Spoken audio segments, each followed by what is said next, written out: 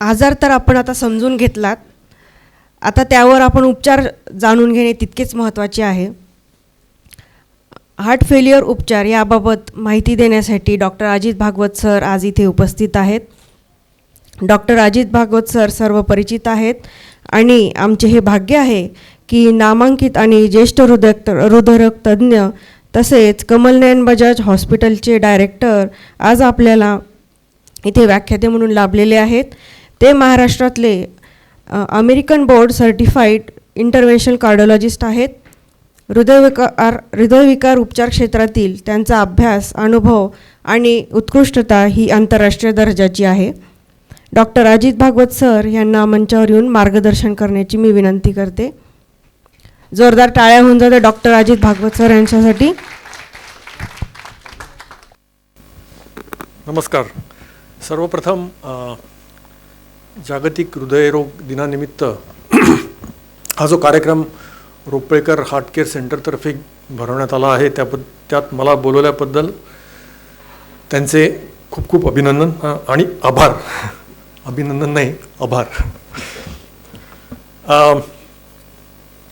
आत्ता डॉक्टर महेश देशपांडे बोलता बोलता म्हणाले की उजवं हार्ट फेल्युअर, डावं हार्ट फेल्युअर आणि उजवी डावी विचारसरणी आणि त्याचा काही संबंध नसतो. तेव्हा मला एक थोडी गंमत आठवली की सध्या आपले अमेरिकेचे प्रेसिडेंट डोनाल्ड ट्रम्प हे खूपच उजव्या विचारसरणीचे आहेत. ते म्हणायला लागलेत की वॅक्सिनचा काही उपयोग नसतो, टायलेनॉल नावाची पॅरासेटामॉलची गोळी घेतली तर त्यांनी फार नुकसान होऊ शकतं, अशा भयंकर गोष्टी ते बोलत आहेत. आणि त्याचा अमेरिकन जनमानसावर मोठा परिणाम होतो आहे. हे चुकीचं आहे सगळं. तिथल्या डॉक्टरांची तारंबळ उडेल आहे त्याच्यामुळे. पण हे अशी अमेरिकेची उजवी विचारसरणी जर अशीच आपण फॉलो करत राहिलो तर उजवं डावं खालचं वरचं सगळं हार्ट फेल्युअर व्हायला काही फार वेळ लागणार नाही. तर हा गमतीचा भाग झाला. परवा एक पेशंट मी बघितला, त्याचं वय होतं साधारण 40-41. काहीतरी कुठल्या तरी चेकअप, हेल्थ चेकअपमध्ये तो गेला आणि त्यांनी त्याचा एको करून घेतला आणि त्या एकोमध्ये त्याचं पंपिंग 20% आहे असं त्याला सांगितलं. त्याला म्हणजे तो उडालाच, म्हणजे त्याला काहीच त्रास नव्हता. तो आपला सहज मित्राबरोबर गेला होता चेकअपला. तर जेव्हा त्याला हे सांगितलं तेव्हा त्याला असं वाटलं की हे काहीतरी चुकीचं आहे, थापा मारतायत काहीतरी, म्हणून तो फिरत फिरत माझ्याकडे आला आणि खरंच त्याचं पंपिंग खूप कमी झालं होतं. 20% पंपिंग होतं त्याचं. आता आपण आत्ताच ऐकलं की बाय डेफिनेशन हे हार्ट फेल्युअर आहे. तर मी जेव्हा त्याला हे सांगितलं तेव्हा तुम्हाला म्हणजे यू कॅन इमॅजिन काय त्याची परिस्थिती असेल. त्याची बायको, तो 2 लहान मुलं वगैरे वगैरे. आणि ही काही अनकॉमन नाही, हे खूप तसं एक कार्डिओलॉजिस्ट म्हणून काम करताना हे बघायला बऱ्याच कॉमनली बघायला मिळतं. मग त्याला जेव्हा आपण समजावून सांगतो हे काय आहे, ह्याचं पुढे चालून याची वाटचाल कशी असते आणि मग त्याला आपण औषध गोळ्या घ्यायला सांगतो, तेव्हा हे आता त्या गोळ्यांबद्दल मी बोलीन. तर त्याला जेव्हा मी सांगितलं की तुम्हाला ह्या गोळ्या घ्याव्या लागतील आणि ह्या जन्मभर घ्याव्या लागतील, तेव्हा ते आणखीनच मग काहीच मला त्रास नाही आणि 4 गोळ्या कशा काय आणि मग जन्मभर घ्यायचं म्हणजे. आता हे जेव्हा आपण पेशंटला सांगतो तेव्हा मग त्याचं एज्युकेशन करावं लागतं.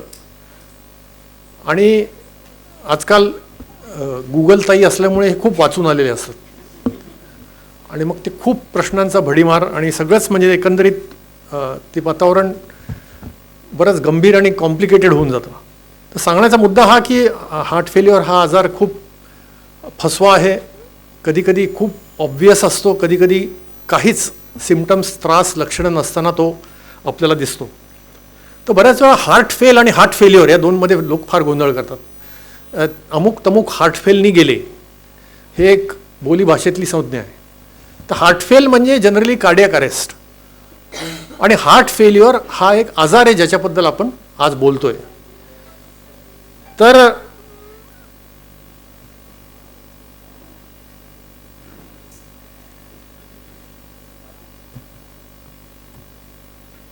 हे आत्ताच आपण काही व्हिडिओज बघितले. आता वरचं डावीकडचं जे आहे ते नॉर्मल हार्ट आहे आणि तुम्हाला त्याचं पंपिंग दिसतंय कसं आहे. आणि जसं तुम्ही खाली खाली येता तसं तसं हार्टचं पंपिंग हे कमी होत गेलेलं आहे. तुम्ही जर हे बघितलं तर हे नुसतंच हालतंय, म्हणजे ते आकुंचन पावतंय असं वाटत नाही. याच्यातनं हार्टमधनं रक्त बाहेर पडतंय असं काही तिचे चिन्ह दिसत नाही आपल्याला. तर ह्या स्टेजेसवर मी हे एवढं करता दाखवतोय की हे समजणं सोपं जातं. नाही तेच ओके, ते काय पॉइंटर बऱ्याच वेळा दिसत नाही. एनिवे, तर थोडक्यात हार्ट फेल्युअरमध्ये हृदयाची परिस्थिती अशी असते. तर ह्याच्याबद्दलही आपण बोललो. 5 वर्षात साधारणपणे 50% लोक मृत्यू पावतात. आता मृत्यूची कारणं काय असतात, तर सडन डेथ, ज्याला आकस्मिक मृत्यू म्हणतो, म्हणजे ते साधारण 45% असतात. 45% मृत्यू आकस्मिक असतात. म्हणजे बोलीभाषेत सांगायचं तर हार्ट फेल्युअरचे 45% रुग्ण अचानक हार्ट फेलनी मरतात. दुसरं कारण म्हणजे मूळ रोग बळावल्याने. म्हणजे जो रोग आहे, मी तुम्हाला आत्ता 4 एकोची पिक्चर्स दाखवली याच्या आधी. तर त्या स्टेजेस आहेत. हळूहळू हळूहळू ते स्टेज वाढत वाढत हृदयाची परिस्थिती अवघड होते. आणखीन हार्ट मोठं होत जातं, पंपिंग कमी होत जातं आणि मग रुग्ण दगावतो. आणि एक 10% लोक हे इतर कारणामुळे दगावतात. त्यांना पॅरालिसिस होतो किंवा हृदयात गुठळी तयार होते, ती कुठेतरी जाते आणि रुग्ण दगावतो. तर महत्त्वाची गोष्ट म्हणजे आपल्याला हे कळत नाही की हार्ट फेल्युअर हा आजार बऱ्याचशा कॅन्सरपेक्षाही घातक आहे. हे आपल्याला कॅन्सर म्हटलं की एकदम वाटतं आता कॅन्सर म्हटलं की आता संपलं. तर हृदयरोग, heart failure, advance heart failure म्हणजे सुद्धा साधारणपणे तसंच आहे. फक्त त्याचं जनमानसात अजून प्रतिमा तेवढी खराब नाही झालेली जेवढी कॅन्सरची आहे, किंवा कॅन्सरची जेवढी भीती वाटते तेवढी आपल्याला हार्ट फेल्युअरची भीती वाटत नाही. पण ती वाटायला हवी. याचं कारण ती वाटल्याशिवाय त्याच्यावरचे उपचार योग्य पद्धतीने योग्य प्रकारे केले जात नाहीत. आणि बऱ्याच वेळा पेशंटला फारसा त्रास नसतो, त्याच्यामुळे हे डॉक्टर फारच जास्ती औषधं देतात. हे डॉक्टर तपासण्यास करायला सांगतात. दरवेळी गेलं की म्हणतात की ही तपासणी करून घ्या. अशा काही गोष्टी बोलल्या जातात. तर याच्यावर उपाययोजना कुठल्या, तर प्रतिबंधक उपाययोजना. तर ह्याबद्दल डॉक्टर केदार बोलले आता की स्टेज ए हार्ट फेल्युअर ज्याला आपण म्हणतो, की त्यामध्ये पेशंटला काही त्रास नसतो. तुम्ही हृदयाची तपासणी केली, एको वगैरे ECG केला, तो नॉर्मल असतो. पण तरीसुद्धा त्याला हार्ट फेल्युअर का म्हणायचं.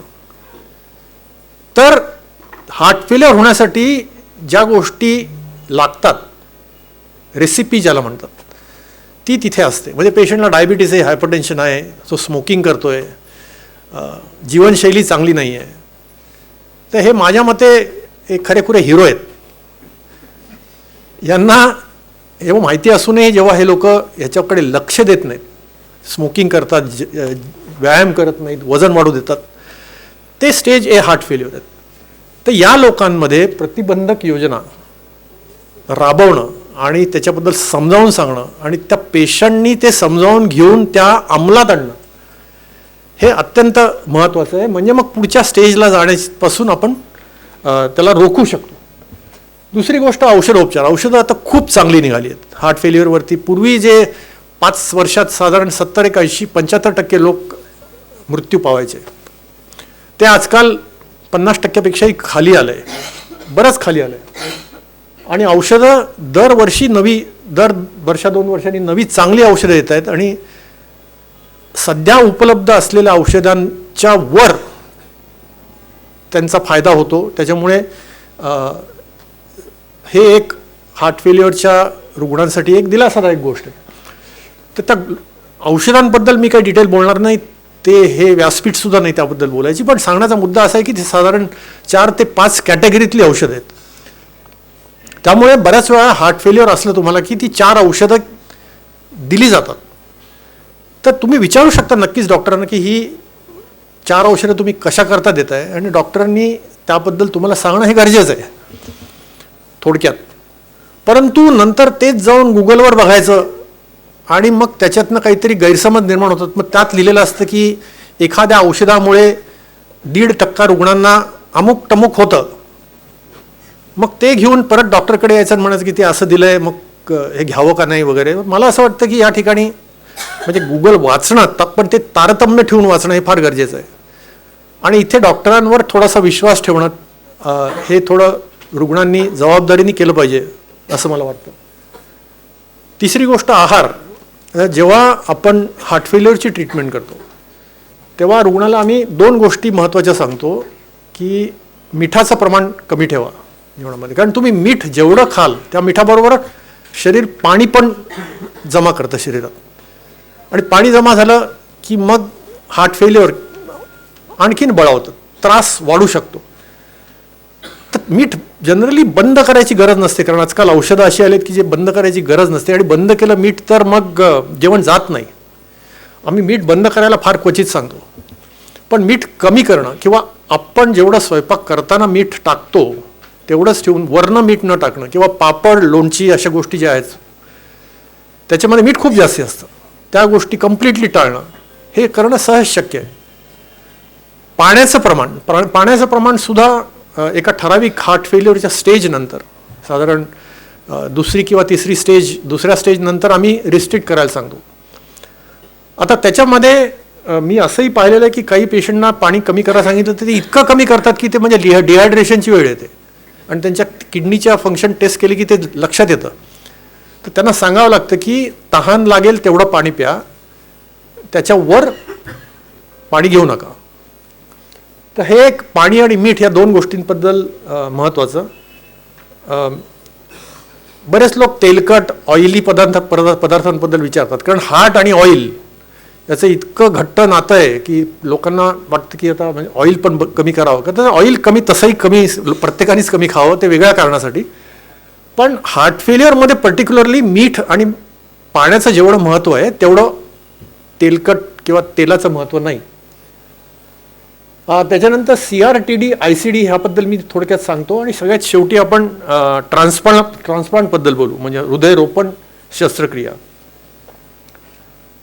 तर औषधोपचार जे आहेत ते काही त्याची कारणं आहेत. काही औषधं आम्ही जी देतो ती लक्षणं कमी करण्याची देतो, म्हणजे दम जो लागतो ते दम कमी करण्यासाठी आम्ही औषधं देतो.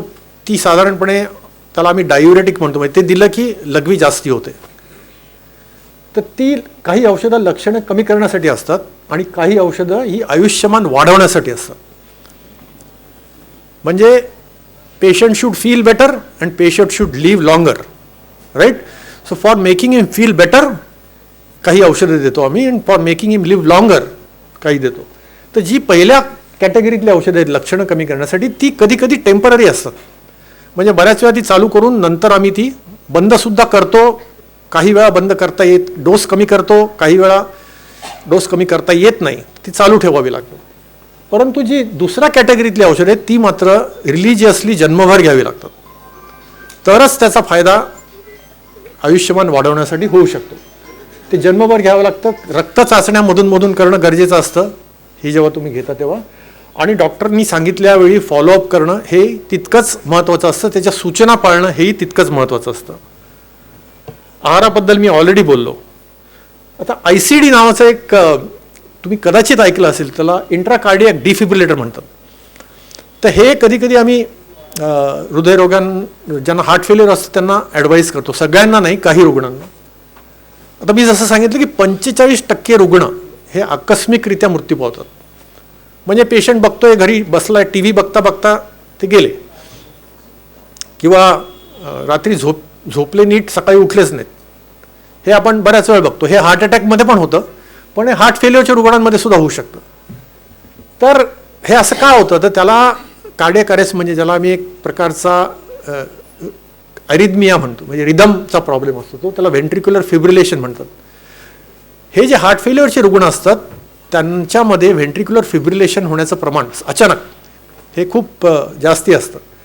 आणि हे होऊ नये म्हणून हा ICD लावण्यात येतो. हा एक पेसमेकरसारखा एक डिव्हाइस असतं. ते हृदयाला आतून शॉक देतं. तुम्ही पाहिलं असेल कधी कधी कार्डियक अरेस्ट झाला की ते बाहेरनं CPR देऊन शॉक देतात. पण ते कोणाला देऊ शकता तुम्ही? जर पेशंट हॉस्पिटलमध्ये पोचला तरच. आजकाल ह्याचा अवेअरनेस वाढतोय आणि गावामध्ये सुद्धा काही काही ठिकाणी डिफिब्रिलेटर्स पोचवण्याचा प्रयत्न चालू आहे डॉक्टरांतर्फे, की हे रस्त्यावर कोणाला झालं तर त्याला शॉक देता यावा. हॉस्पिटलपर्यंत पोचायला वेळही मिळत नाही कधी कधी.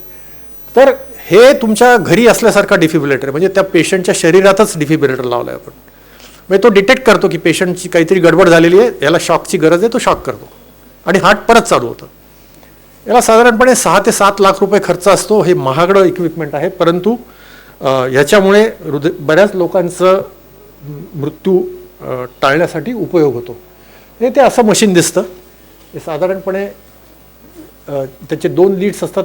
एक लीडचंही पुरू शकतं आणि ते शॉक करतं हार्टला आणि ते साधारणपणे असं दिसतं. म्हणजे हे डाव्या बाजूला जे आहे ते म्हणजे डाव्या बाजूला आहे ते हृदय काम त्यावेळी जरी तो ECG आहे त्याला व्हेंट्रिक्युलर फिब्रिलेशन म्हणतात. म्हणजे त्यावेळी हृदय हे बंद पडलेलं आहे थोडक्यात, ते काहीच काम करत नाही आहे.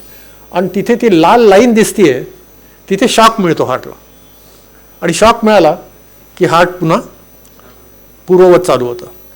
तर हे नंतर टेस्ट करता येतं. म्हणजे बऱ्याच वेळा पेशंट आमच्याकडे येतात आणि म्हणतात की काल मला शॉक लागला. त्यांना कसं काय कळतं शॉक लागला? तर चांगला आतून एक दणका बसतो. तर ते बरेच पेशंट सांगतात की आतून कसं मार लागल्यासारखं वाटलं, कोणीतरी आतून ठोसा मारल्यासारखं वाटलं. एका पेशंटनी सांगितलं होतं असं घोड्यानी लात मारल्यासारखं वाटलं. तर तो आतनं दिलेला करंट असतो बेसिकली आणि त्याच्यामुळे जाग येते. हे असं झोपेतला पेशंट असला तरी तो जागा होईल इतपत तो शॉक लागतो. पण रिअली लाईफ सेव्हिंग इक्विपमेंट. आता CRTD म्हणजे काय? तर हा एक अजून त्याच्या पुढचा ॲडव्हान्स प्रकार आहे की त्याच्यामध्ये डिफिब्रिलेटरही असतो. आणि काय होतं की हार्ट फेल्युअरमध्ये काही रुग्णांमध्ये, मी म्हणेन का 15 ते 20% रुग्णांमध्ये आकुंचनामध्ये सुसूत्रता नसते, असमन्वय असतो. म्हणजे एक बाजू आधी पंप होते आणि दुसरी बाजू हार्टचीच नंतर पंप होते. त्याच्यामुळे जी सुसूत्रता पाहिजे ती कमी होते आणि त्याच्यामुळे पंप होत नाही ब्लड नीट. जेव्हा ब्लड पंप नीट होत नाही तेव्हा हार्टच्या सिम्पटम्स वाढतात, कंट्रोल करणं अवघड जातं. तर हा समन्वय पुनर्प्रस्थापित करणं गरजेचं असतं त्या लोकांमध्ये. हे प्रत्येक पेशंटला नसतं. ते ECGवरनं ओळखतो आम्ही की कोणाला गरज आहे, कोणाला गरज नाही आहे. तर ह्याला सुद्धा एक वेगळा प्रकारचा पेसमेकर लावावा लागतो आणि त्याचा खर्च आणखीन महाग असतो. साधारण 10 ते 13 लाख रुपयापर्यंत खर्च असतो. 2 ते 3 तास वेळ लागतो करायला. भूलतज्ञ सर्जनची मदत लागू शकते. हे सुसज्ज रुग्णालयात करणं हे गरजेचं असतं. तर हा CRTD असं दिसतं. आणि हा डावीकडचा जो पेशंट आहे हा CRTD नसलेला आहे आणि हा उजवीकडचा जो आहे तो CRTD असलेला आहे. तुम्हाला फार फरक वाटणार नाही, परंतु एकोकार्डिओग्राफी करताना काही मेजरमेंट घेतलं की याच्यात बराच फरक आहे असं जाणवतं. तर रुग्णांनी घेण्याची काळजी काय काय आहे? तर आहाराचं पालन, मी हे परत रिपिटेशन आहे, नियमित औषधोपचार. वजनाबद्दल मगाशी बोलणं झालं की रोज वजन, मी बऱ्याच लोकांना वजन करायला सांगतो, कारण बऱ्याच वेळा पायावर सूज येणं, दम लागणं ह्या गोष्टी फार पुढे गेल्यानंतर लक्षात येतात. म्हणजे पायावर सूज येणं ही फार पुढे गेलेच, हार्ट फेल्युअर पुढे गेल्याचं लक्षण आहे. सगळ्यात आधी काय होतं तर वजन वाढायला लागतं, दमही लागण्याच्या आधी. त्याच्यामुळे जर तुम्ही रोज वजन केलं काट्यावर, मी त्यांना सांगतो तुम्ही काटा बाथरूममध्ये ठेवा आणि रोज आंघोळीच्या आधी कपडे काढून वजन करा आणि ते लिहून ठेवा. जर तुम्हाला साधारणपणे 1 किलो 800 ग्रॅम 1 किलो एवढं वजन वाढलंय असं लक्षात जर आलं तर डॉक्टरला रिपोर्ट करा. कारण आत्ताच जसं सांगितलं की तुम्ही जर ह्या कारणाने ह्याला पुढे जाऊ दिलं आणि ॲडमिट झालात तर मग तुम्ही ते स्टॅटिस्टिक्स बघितलं डॉक्टर केदारने सांगितलेलं की तुम्ही मग ते घसरगुंडीसारखे खाली येता. तर त्यामुळे हॉस्पिटलच्या बाहेर राहणं ही जी तुम्हाला बाहेर ठेवणं ही जशी डॉक्टरची जबाबदारी आहे, तसं हॉस्पिटलच्या बाहेर राहण्यासाठी प्रयत्न करणं ही पेशंटची जबाबदारी आहे. त्यामध्ये वजन करणं रोज हे खूप महत्त्वाची पण सोपी आणि साधी गोष्ट आहे.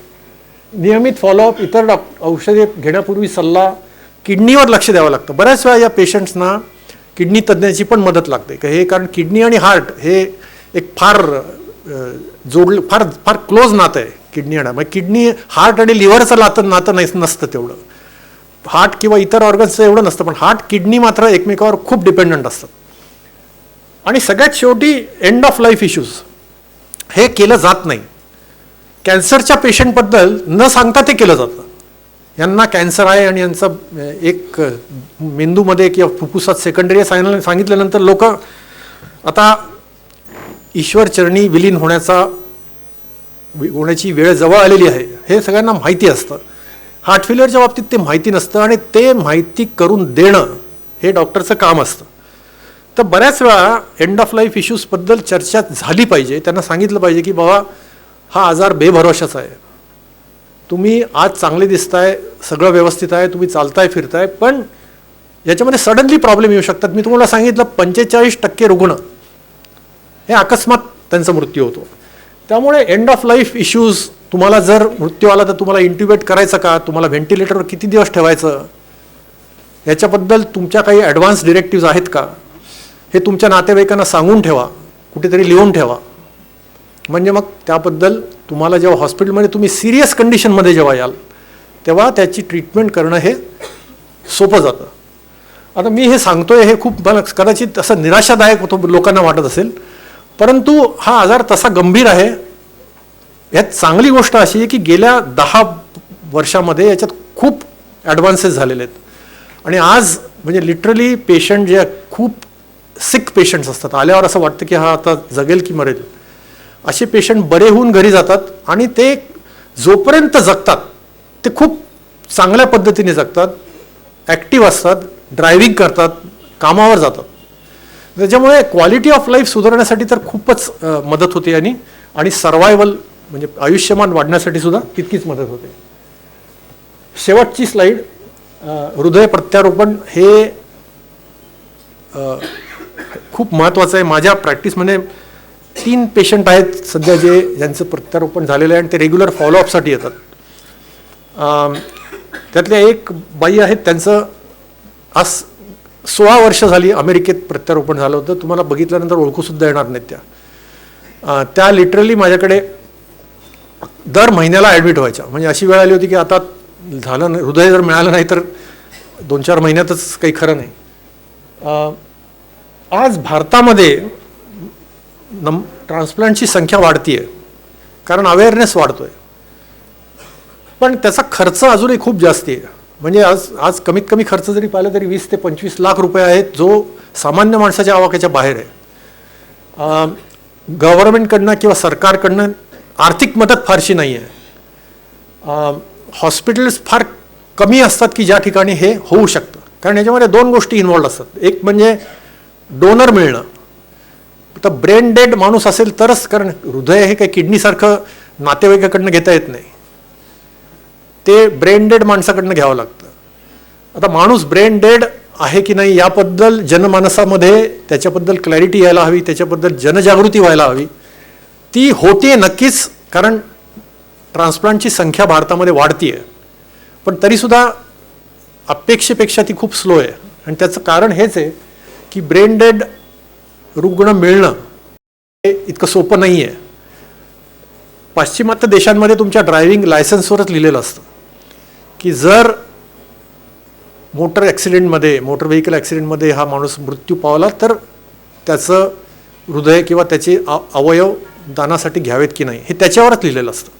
त्याच्यामुळे कोणाला विचारत सुद्धा नाहीत, ते त्याचं ड्रायव्हिंग लायसन्स बघतात आणि ते ॲक्शन घेतात. आपल्याकडे हे अजून एवढं पुढे गेलेलं नाही, अजूनही याच्यामध्ये बऱ्याच गोष्टी पुढे जायला हव्यात. आर्थिक बाब ही सुद्धा तितकीच मोठी आहे. पण एकदा हृदय प्रत्यारोपण झालं आणि सक्सेसफुल जर झालं तर कमीत कमी 90% लोक 1.5 वर्ष तरी जगतात, which is a big achievement. आणि मी माझ्या प्रॅक्टिसमधले मी तुम्हाला सांगतोय की आता 15 वर्ष 16 वर्ष झाल्यानंतरही त्या बाई अत्यंत नॉर्मल असं आयुष्य जगत आहेत. तर म्हणजे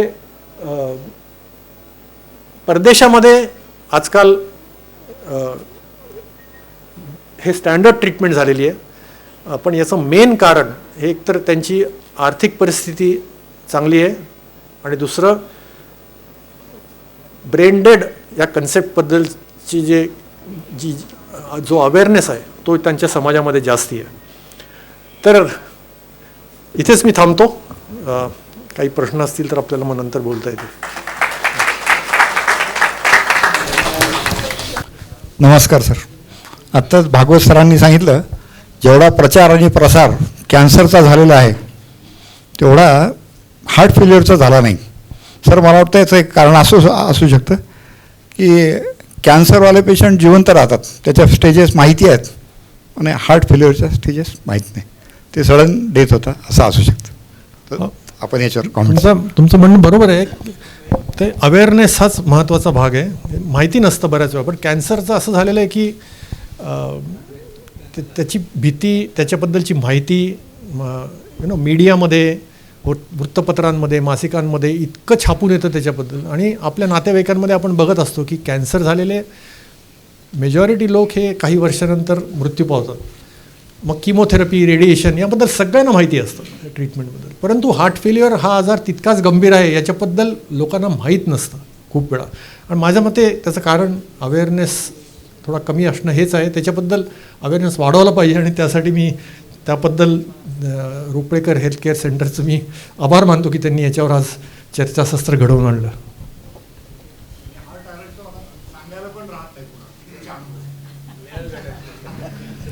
हां, म्हणजे ॲक्च्युली त्याचे अनुभव शेअर करायला हरकत नाही काही. जेव्हा नाही राहत नाही, मग तसा कॅन्सरचाही पेशंट राहत नाही, तसं कोण राहतं? कोणीच राहत नाही. पण जेव्हा तुम्ही असता, जेव्हा तुम्हाला हार्ट फेल्युअरचा आजार झालेला आहे असं माहिती असतं, त्यावेळी तुम्ही शेअर करू शकता. आजकाल हे सपोर्ट ग्रुप्स बरेच असतात. Diabetes support group, cancer support group, breast cancer support group. तसं हार्ट फेल्युअर सपोर्ट ग्रुप हा निश्चित होऊ शकतो आणि त्याचे लोकांचे अनुभव शेअर करून बरेच तुम्ही शिकू शकता एकमेकाकडून.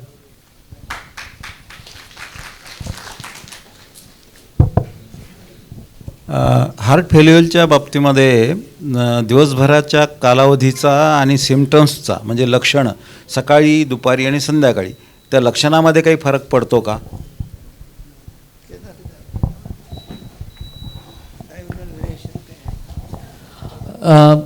तसं फरक नाही पडायला पाहिजे, पण युजली ज्यांना हार्ट फेल्युअरची लक्षणं असतात आणि जे ऑप्टिमली ट्रीटेड नसतात तर अशा लोकांना युजली झोपताना त्रास जाणवतो किंवा जेवल्यावर त्रास जाणवतो. तर हे दोन काळ असे आहेत तर की तेव्हा फ्लुइड कंजेशन होतं. ऑलरेडी शरीरामध्ये पाण्याचं प्रमाण जास्त असल्यामुळे सगळे अवयव कंजेस्टेड असतात, म्हणजे पाण्याने तुंबलेले असतात. त्यातली त्यात आपले पोट, आतडे हे पाण्याने तुंबलेले असतात. त्याच्यामुळे त्याचे पचनक्रिया, डायजेशन कमी झाले असतं.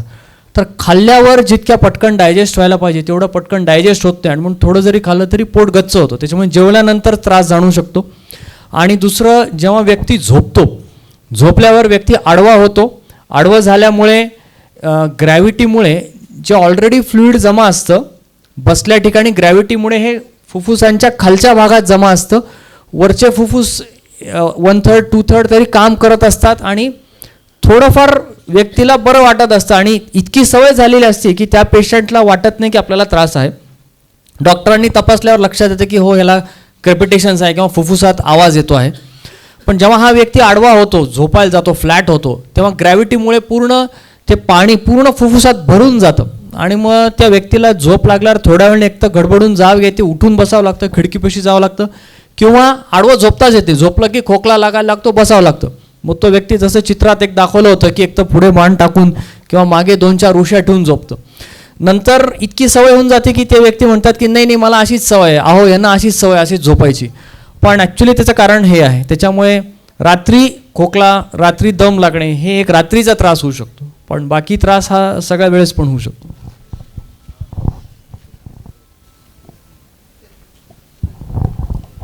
आत्ता जर मिठाबद्दल जे सगळे डॉक्टर म्हणतात हार्ट ज्यांना हार्टचा प्रॉब्लेम आहे त्यांना मीठ कमी खावं. मला एक विचारायचं की सेंधव मीठ याला पर्याय होऊ शकतं का?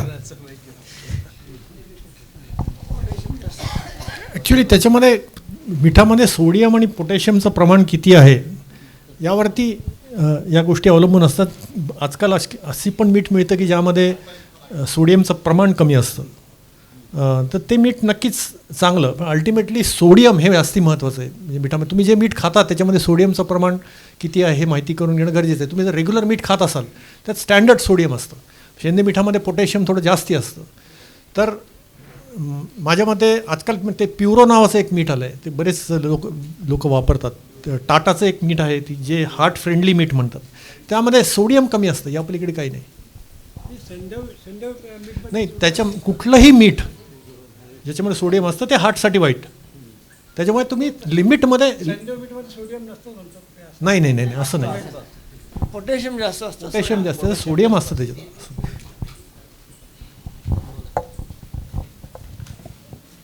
मी डॉक्टर जोशी, म्हणजे व्हेटरनरी डॉक्टर आहे. माझं बायपास झालेलं आहे 2011ला आणि 2011पासून मला हे ग्लिमी ME2 बिटाबेस्ट AM25 टेप्टिन 20 युनिस्टार 150 ह्या गोळ्या चालू आहे. तर त्याच्या आता साईड इफेक्ट काही होतील का? म्हणजे आता गोळ्या जर बंद करता आल्या तर काही दुसरा काही उपाय करता येईल? ते आपल्या कन्सल्टंट डॉक्टरला विचारूनच.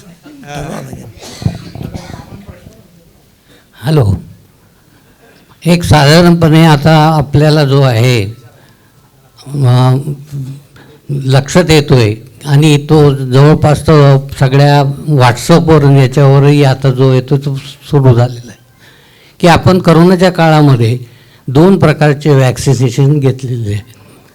आता ह्या वॅक्सिनेशन घेतल्यानंतर ह्या वॅक्सिनेशनचा साईड इफेक्टचा हा हार्ट डिसीजवर जास्तीत जास्त परिणाम होतो आहे असं एक त्या ठिकाणी आलेलं आहे. हे कितपत योग्य आहे, खरं आहे की नाही हे स्पष्ट करावं.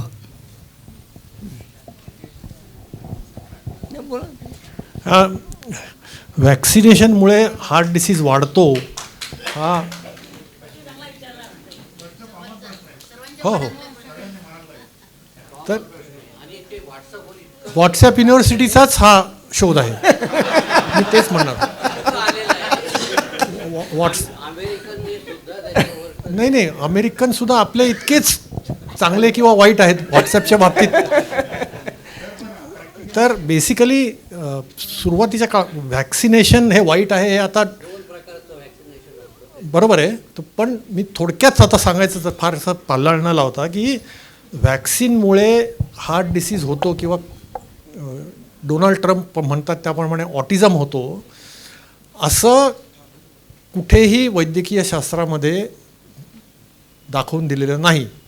हे जे काही येतं ते व्हॉट्सॲप युनिव्हर्सिटीचंच पब्लिकेशन आहे आणि त्याच्यामुळे माझ्या मते थोडक्यात सांगायचं त्याच्यावर फारशी चर्चा न करता त्याच्यावर फार विश्वास न ठेवणं हे सगळ्यात चांगलं. आज व्हॅक्सिनेशनमुळे जेवढी प्रगती झाली आहे, जेवढं माणसाचं सर्वायवल वाढलं आहे तेवढा दुसऱ्या कुठल्याच गोष्टीने झालेलं नाही आहे. तुम्ही एवढं लक्षात ठेवा. म्हणजे हे फार महत्त्वाचं आहे लक्षात ठेवणं. आणि अशा गोष्टी कधीकधी पसरवल्यामुळे इतकं अपरिमित नुकसान होऊ शकतं की म्हणजे मी असा एक पेशंट बघितलं आहे की जी पेशंट सध्या हयात नाही पण तिने आपल्या 2 मुलांना वॅक्सिनेट केलं नाही आजच्या युगामध्ये, नवऱ्याशी भांडून, सुशिक्षित फॅमिलीमधली. तर असं व्हायला नको.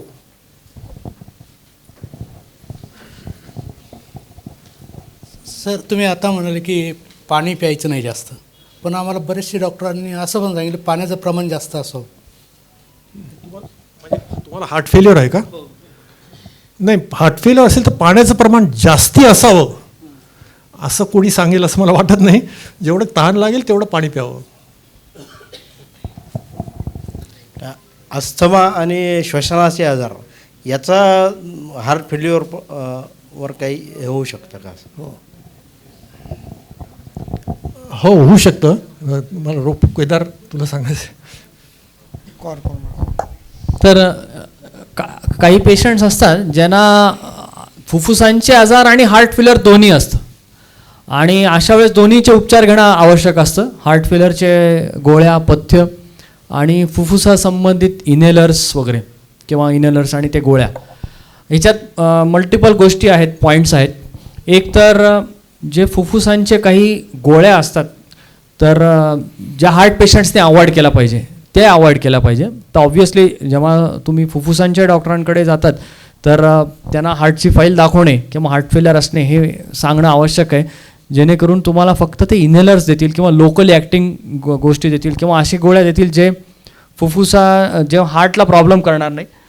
त्यानंतर जेव्हा अशा व्यक्तीचा दम वाढतो किंवा खोकला येतो, मग हा खोकला आणि दम कशामुळे वाढला आहे हे डिटरमाइन करायला जे मी सांगितलं ते NT-proBNP ही एक टेस्ट आहे. त्या टेस्टनी जर ती टेस्ट वाढली असेल तर हो हार्ट फेल्युअर पण आहे सोबत किंवा हार्ट फेल्युअर झालेला आहे, हार्ट फेल्युअरमुळे दम वाढला आहे. आणि जर ती NT-proBNP वाढली नसेल आणि इतर काही लक्षण असेल, ताप येऊन गेला असेल, चिकट खोकला असेल, एकाच बाजूला फुफ्फुसांच्या काही आवाज येत असेल, क्रिप्ट्स येत असेल, एक्सरेमध्ये न्यूमोनियाचा पॅच आहे, पायाला सूज नाही आहे, तर हा सगळा न्यूमोनिया झालेला आहे. म्हणजे स्टेबल हार्ट फेल्युअर पेशंटमध्ये न्यूमोनिया किंवा खोकला झालेला आहे. त्याच्यामुळे हे 2 आजार सोबत असू शकतात. दोघांची ट्रीटमेंट ही एकमेकांच्या संलग्नतेने किंवा कॉर्डिनेट करून व्हायला पाहिजे. आणि दोन्ही आजार एकत्र असताना कुठला आजार वाढला हे डिटरमाइन करायला टेस्ट आहे. त्याशिवाय काही क्रॉनिक फुफ्फुसांचे आजार असतात जे खूप वर्ष काही लोक जेव्हा स्मोकिंग करतात आणि नंतर COPD नावाचा हा उतार वयातला दमा जो होतो किंवा खूप दीर्घकाळाचा दमा असतो, अशा दम्याच्या पेशंटना राईट हार्टवर लोड येतो आणि राईट हार्ट फेल्युअर होतं. तर राईट हार्ट फेल्युअरमध्ये मग युजली लिव्हरवर सूज असणे, पोटात पाणी होणे, पायाला सूज असणे हा भाग होतो. आणि पण त्या पेशंटचा डावा हार्ट किंवा जो पंपिंग मेन जो हार्ट करतो रक्ताभिसरण तो नॉर्मल असतो. तर हे असं काही कोरिलेशन आणि संबंध आहे. एक छोटा प्रश्न आहे, ते NT-proBNP ची फीस किती आणि कुठे करता येते? एक्झॅक्ट फीस ही लॅब टू लॅब व्हेरी करेल, पण अंदाजे एक मला वाटतं 2-2.5 हजार रुपये आहे. कुठल्याही स्टँडर्ड लॅबमध्ये, मोठ्या लॅबमध्ये ही टेस्ट होते. माझा कॉमन प्रश्न आहे की सध्या क्लायमेट फ्लक्च्युएशन खूप आहे, त्याने बरेच घरामध्ये पेशंट आहेत वेगवेगळ्या प्रकारचे. क्लायमेट फ्लक्च्युएशन, आहार फ्लक्च्युएशन आणि प्रत्येकाचं एज फ्लक्च्युएशन, एज क्रायटेरिया प्रत्येकाचा वेगवेगळा आहे, तर त्याचा म्हणजे विपरीत परिणाम पुढं काय होऊ शकतो का सर प्लीज? क्लायमेट फ्लक्च्युएशनचा नक्कीच परिणाम होऊ शकतो, कारण की पोल्युशनमुळे फुफ्फुसांवर परिणाम होतो, आपल्या हेल्थवर परिणाम होतो. पोल्युशन आणि वातावरण खराब असेल तर नॅचरलीच आपण बाहेर फिरणार नाही, व्यायाम करणारे व्यायामाला जाणार नाही. क्लायमेटमुळे दमा, अस्थमा हे आजार वाढतात, इवन स्ट्रेस लेवल्स वाढतात, BP वाढायला पण एक कारणीभूत आहे. आणि जो क्लायमेट फ्लक्च्युएशन किंवा क्लायमेट चेंज, एन्व्हायरमेंटल जे आता ग्लोबल वॉर्मिंग आहे त्यामुळे बदलते सीझन्स आहे. अजून आता ह्या काळात पण आपण पाऊस बघतो, पाऊस चालू आहे किंवा उन्हाळ्यात खूप जास्त ऊन असतं. ह्या सगळ्यांचा निश्चितच हे वेगवेगळ्या आजारांवर पण वेगवेगळ्या आजारांवर परिणाम होतो.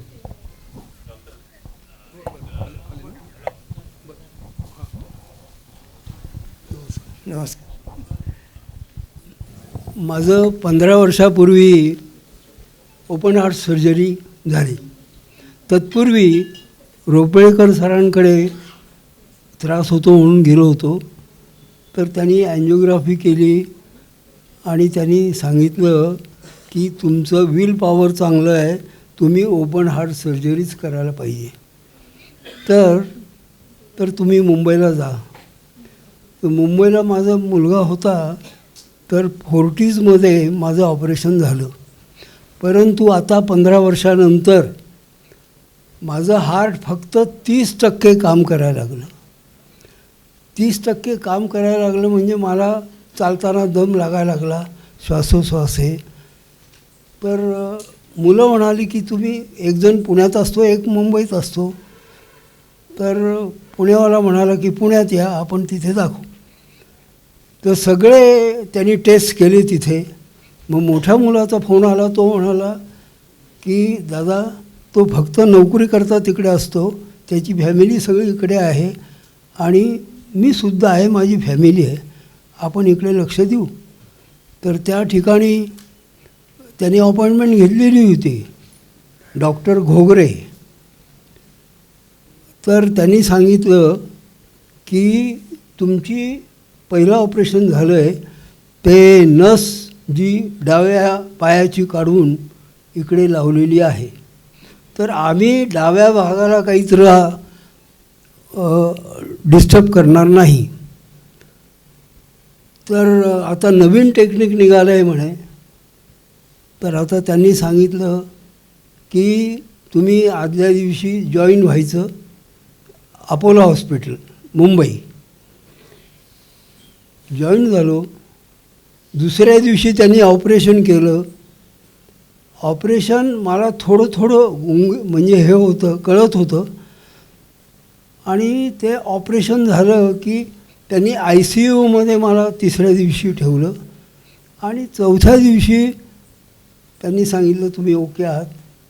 आणि आता काय त्यांचं ऑफिसचं हे म्हणजे हॉस्पिटलचं असतं ते त्यांनी हे केलं.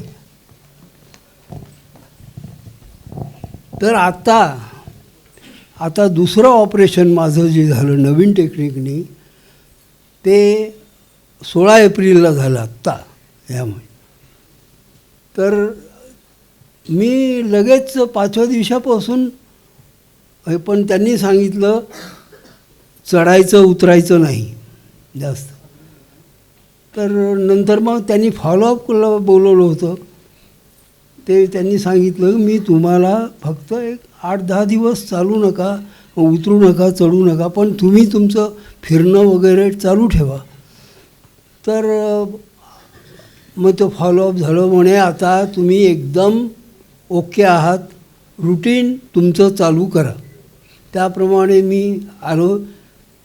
मग रोपळेकर सरांना मुंज माहिती. नमस्कार सर. मी फक्त एक कॉमेंट देऊ इच्छितो हार्ट फेल्युअरच्या रुग्णांसाठी.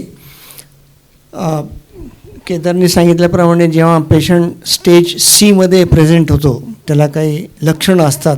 दम लागणे, पायावर सूज येणे, थोडेसे श्रम केले तरी थकवा येणे, रात्री झोपेतून दम लागणे, हे जे सिम्पटम्स असतात किंवा ॲडमिट करावं लागतं हार्ट फेल्युअरच्या उपचारांसाठी. तो पेशंट चांगला होतो, असिम्टमॅटिक होतो, मग काहीच त्रास नसतो त्याला. आणि ती औषधं आम्ही जी देतो ती घ्यायला सांगतो आम्ही. तर त्या क्षणाला त्या स्टेजला रुग्णाने किंवा त्याच्या नातेवाईकाने असं समजू नये की संपलं आता, म्हणजे आता नाव आय एम ऑल राईट. तर this is the start of his journey.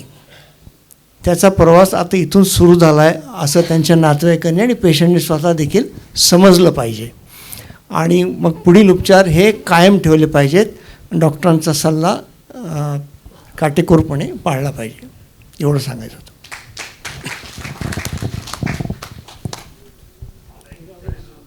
हा शेवटचा प्रश्न घेऊ आणि मग इनॉग्रेशनला सुरुवात करू.